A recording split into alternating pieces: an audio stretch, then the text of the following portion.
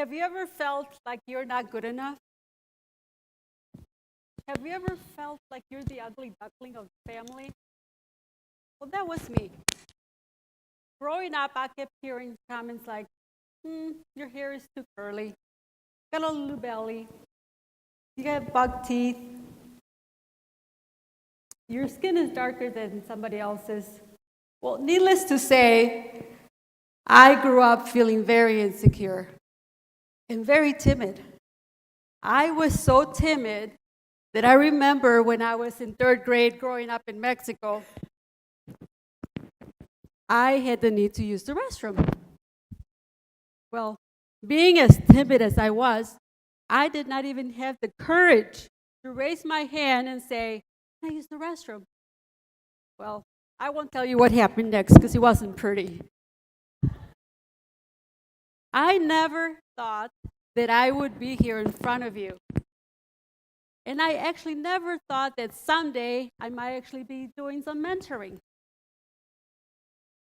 So let me tell you how it all started. A few years ago, I was touring a number of high school students through my workplace. And one of the girls, very pretty, long hair, came up to me and very sheepishly said, "Can I ask you a question?" "Sure, honey, what's up?" She says, "Is it a problem because you're Hispanic, because you're a woman, because you're speaking Spanish working at a bank?" Oh my God, I could not believe my ears. Really? You actually think that's a problem, honey? No, it's a huge advantage. That was my aha moment. That's when I realized these 60, 70 kids, they need a mentor. So guess what? I became a mentor. I actually thought that mentoring was very difficult. But let me tell you, mentoring really takes someone to be selfless, someone with a selfless heart, someone who's willing to share their talents, their time, someone who's just willing to tell you, "I believe in you."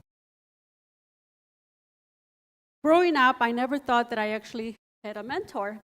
But when I started to think about the people who impacted my life, I thought of a couple of people. Number one, I recall my uncle calling me from Mexico saying, "You need to go to college." Well, obviously, he was encouraging me. Thank God that I listened because I actually went to college, got my degree. Another person was a very petite history teacher. I was here in the States only a couple of years. And what does she do? She gave us a very difficult assignment, I thought. And that was to read a book, and not only read the entire book in English, mind you, but to write a book report. I'm like, oh my God, how am I going to do this? I can barely speak the language. Anyway, I'm like, okay, you know what? She believes in me. I'm going to believe in myself. So I went home, read the book, came back, and got an A+ on my paper. Yes. But let me tell you, I actually believe that every one of you out there can be a mentor. It's not that difficult. Like I said, it's just someone who's willing to share a little bit of their time. Someone who's willing to tell you, you know what, this is something that you might be able to do. It's someone who's just going to ask those right questions so that you can find the answers. Because guess what? We all are good enough. Everything that we want is right here. And it just takes someone to say, "Have you done this? Have you done that?" Just someone to guide you along. For those of you who think that mentoring is like, "Oh my God, it's so difficult, I can't do this." Well, let me tell you, a mentor is not someone who's going to come and solve your problems.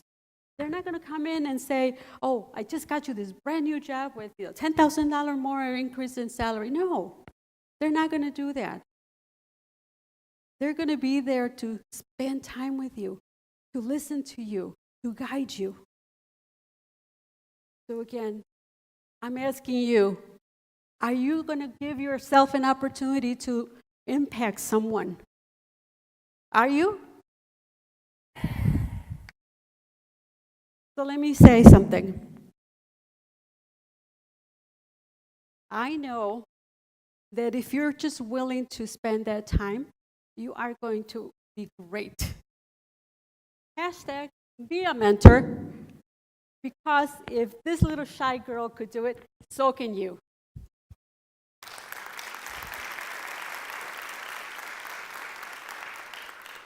I am Leonor Gil.